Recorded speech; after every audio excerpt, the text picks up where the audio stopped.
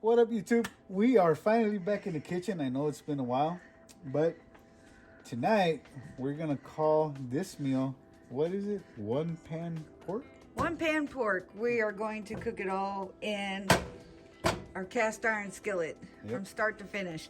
And this is something that we experimented with. We wanted to see what the flavor would be like. We really enjoyed it, so I figured, hey, maybe you guys will enjoy it too. So here we go.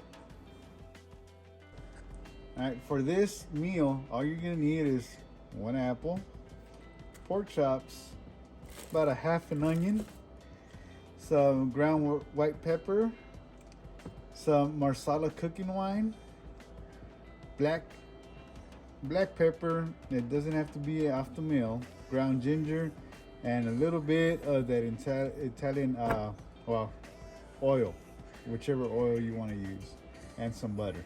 Okay, so first off, we're gonna start by peel our apple. You can use pretty much any apple you want to, but I like tart or apple.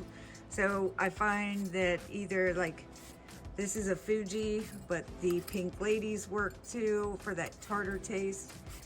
I mean, if you'd like there's a yellow apple, and I can't think of what it is. Granny Smith. That's an actual baking apple. What we're using it for is not baking. So he's gonna peel that up and chop it. I'm gonna go ahead and start the pan warming up because with cast iron, you wanna get it warm before you start cooking. One other thing we forgot to add, honey. You need some honey. Definitely.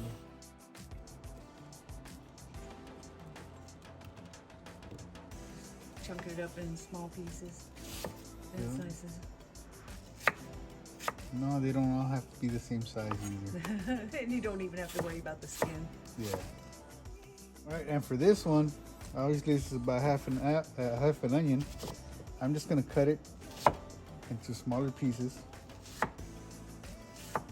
You don't really have to go dicing at all, just small enough to where it's gonna fall apart. All right, so now your oil's already warm. You can go ahead and just toss your onions in there and your apples. So we're gonna caramelize that. Yep. We've already got the oven warming up at 350. And next you're just gonna basically caramelize that. But you can start adding your spices now if you want. There's no set rule to this. All right, so we're gonna start adding the ingredients. It's gonna be a quarter teaspoon, and this is gonna be your white pepper.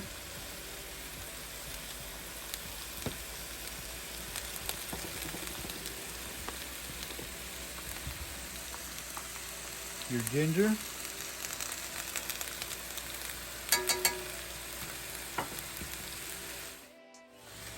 A couple of turns of the black pepper. Just enough to where you can coat it all.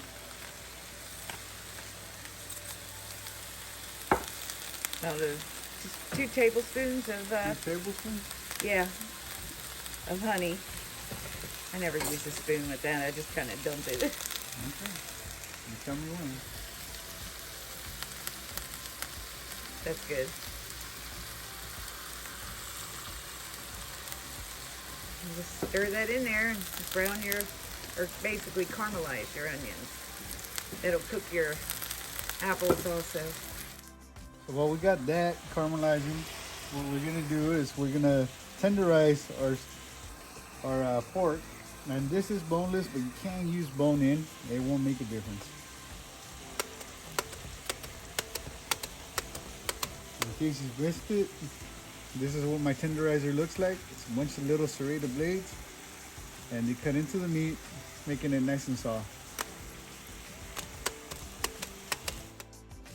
All right, so at this point, we're just gonna move everything to one side. And this is where I'm gonna add the butter.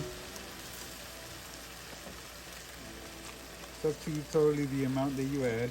This I just had a little extra lean in there, so I'm gonna use it up. And just spray all around the bottom. All it's for is so that nothing sticks to our pan. We want all that flavor in the meat.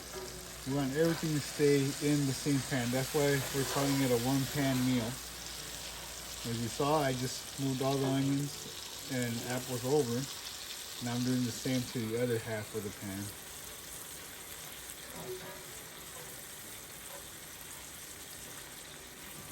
And at this point, my meat's already been tenderized. I'm going to go ahead and brown it in the same pan.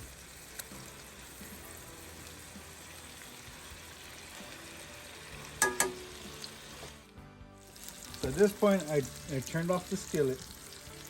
What I'm going to do now, I'm going to take all this, I'm going to move the sticks towards the center, and I'm going to start piling the good stuff right on top of it.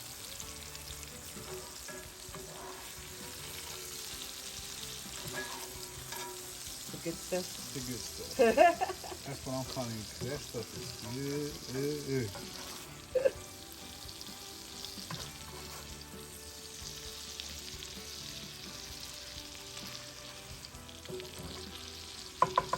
Since we're just cooking in one pan. Right. And what I'm going to do next, I'm going to add the Marsala. This is the last step of the stuff that you got to do.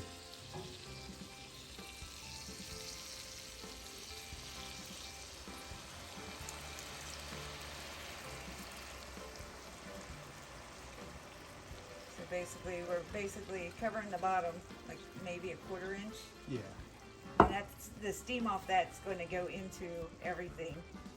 And it's going into the oven now at 350 for 30 minutes. May take more or less time with yours, as Ours is propane. ours is propane, yes. When you pop it out the oven, this is what this should look like.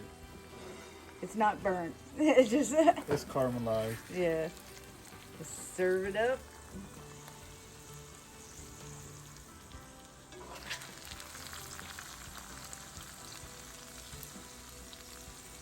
Just layer all that good stuff right on it. Taste ton.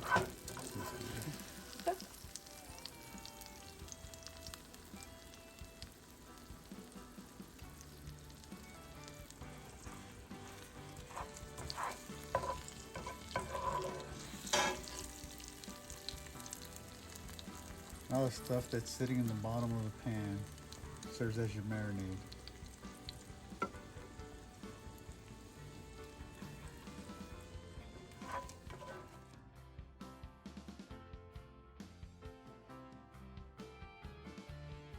Alright, so all we're doing now, we're done cooking.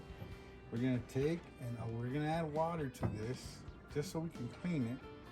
Scrape everything off the bottom because it is sticky. Once everything's free and clear, then we're going to go ahead and take it and rinse it out and get it all back to where it needs to be.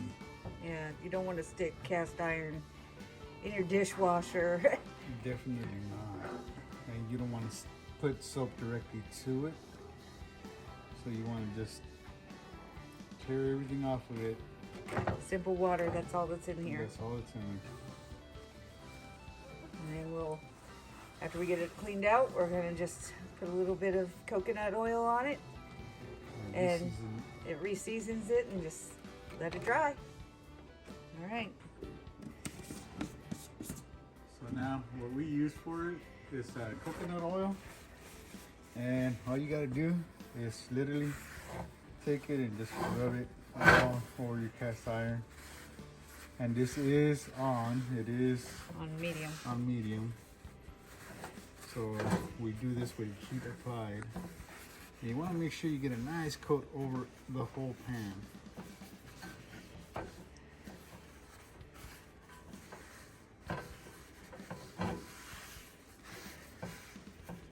And yes, the pan will get hot to the touch, so I don't suggest you stay in one spot for too long. And that should be good. And then you turn it off and wipe any excess off.